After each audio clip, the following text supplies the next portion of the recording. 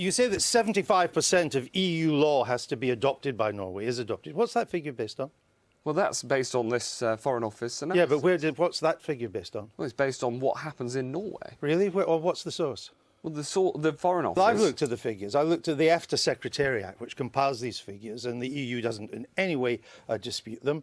Between 2000 and 2013, there were 52,183 legal instruments issued by the EU. Norway adopted 4,724. That's 9%.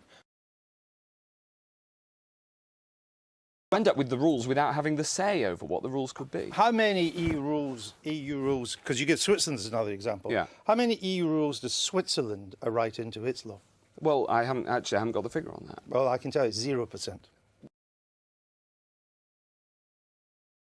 Not having access to the single market is such a disadvantage, and as you say, Switzerland doesn't have it. How come per capita Switzerland exports 5 times as much as we do?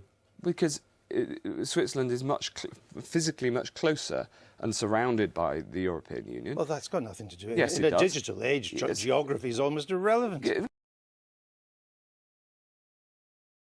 But if it's a disadvantage, why has America, Canada and Australia increased their exports to the European Union in the past 20 years far more quickly than we have? Why have they done better than us, since we're inside and they're not? Why is it such an advantage? But they haven't done better than us in absolute terms, but they are trading more with the world.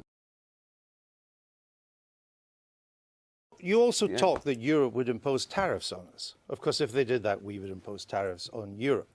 But why do you assume that that would happen at all, when from Iceland in the North Atlantic to Turkey in Asia Minor, whether you're a member of the EU or not, there are no tariffs? Why would the Europeans pick on us?